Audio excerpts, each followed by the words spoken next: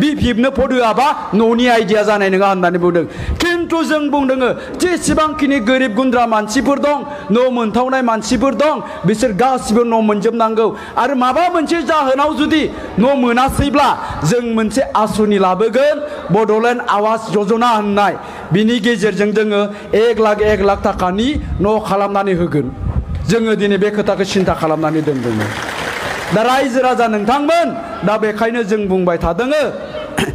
जोंनो मोनसे गोग्गो सरकार नांगौ जाय सरकारनि गेजेरजों अल राउन्ड डेभेलपमेन्ट जागोन जोंनि अल राउन्ड डेभेलपमेन्ट माने गासिबो बिथिङावनो जोङो डेभेलप जानो हागोन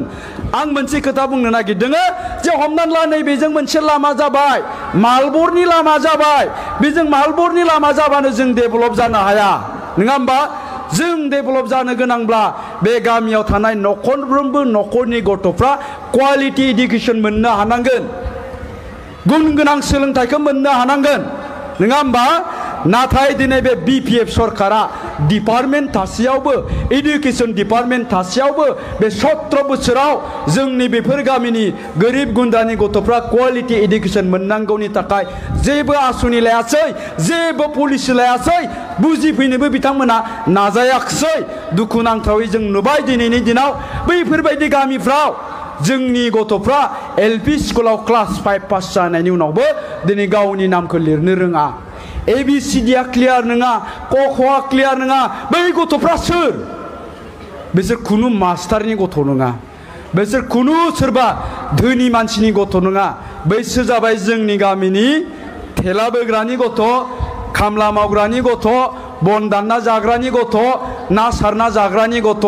होमबा जोंनि गथ'फोरनि अबस्थाया मा जागोन बेखायनो होनदों 100 बोसोर सिगां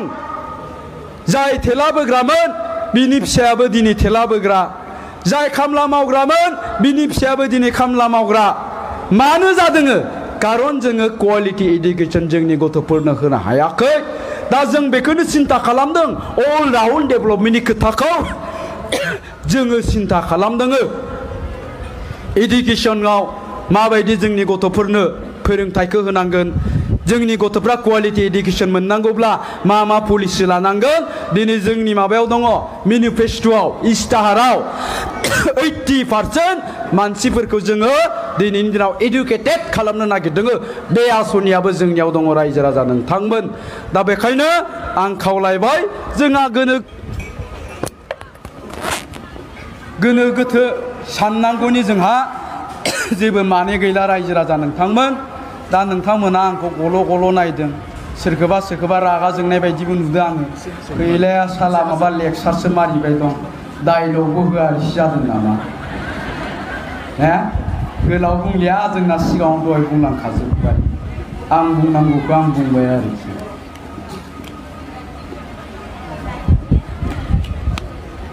दा जोंखौ बुङो सोरबा बै फैलामोनालाय एक्टर मानसिफ्रालाय गोदाव सोराव मा राजखान्थियाव फैलाबायदोंब्ला बिसिनि सिनेमाखौ नायलालै होननानै जै नायाबाबो अरजाया होनना बुङो एसे मबाइलाव नायग्राबो जाखासै नङा होमबा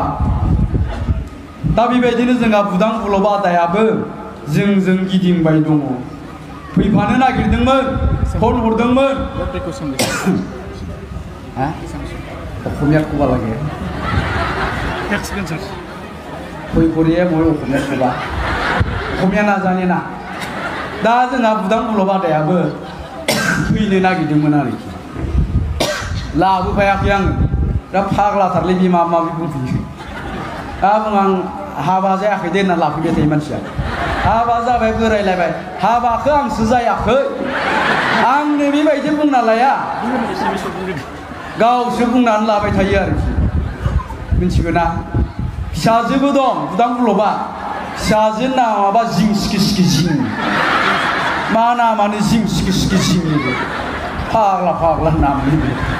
जोंहा गाबसि गैयिनाव बिराद उसुबिदा जायो ओइ जिं सिखि जिं नोमफाया दंना गैया ओरै गामियाव बेखायनो आदा माबोरै जिं सिखि जिं जाखोब्रा नामालाय ना गावहा मिनिना खोन्थाबाय आरो माबालै फंबाय बे गथ' फिसाया जोनोम जानाय समाव आङो दरजा फांथेना बैसागोनि रिहार्सेल होबाय दंमोन बे समावनो गथ' फिसाया जोनोम जाबाय ओजों आइया आंखौ नागिरबाय बिमाया नागिरबाय आरो गथ' जोनोम जाखांनायनि उनाव आदा बुदां बुलबखौ ओजों दरजा फांथेना रिहार्सल होगासिनो दं आगै दै सा सेरावनि लाइसारि जिं जिं ओरै जाबाय दं आरो दरजा बुना गाबज्रिबाय नै बुदां खोनाया बे आरो आगै दै सा सेरावनि लाइसारि सिरि जिं जिं ओरै जागासिनो दं मा जिं जिंसि बेलाय फाग्ला फिसाजो जोनोम जाबाय होनदों मा नाम दोननो बे आरो जिं ओरै जागासिनो आरो बे दल दामनायासो जिं गासिनो दं बेखौनो बुदां बुलबा जिं दोनलै नामखौ होननाय बायदि मोनबाय बिमाया थांनानै आयो बेबायदि दोनथानसैनो मानसिनि नामखौनो होनना दे दोननोबालाय बिदिनो थाथोंसै आरो जाबाय बे दिनैनोबा आदा बुदां बुलबनि फिसाजो नामा जिं दा बेबायदि आरोखि এতিয়া অসমীয়াত ক'বা দিছে মই মানে অসমীয়া ভাষাটোকো ভালকৈ নাজানো সেইকাৰণে দিয়া নাই আৰু আগতে মানে দিছেতো আগৰ আমাৰ যিবিলাকে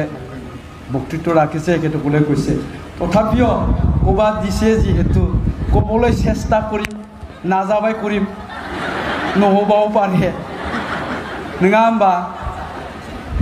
এতিয়া যিয়ে নহওক মইতো ভাবিছোঁ আপোনালোকে বুজি পাইছে মই যিখিনি কথা কৈছোঁ নহয় জানো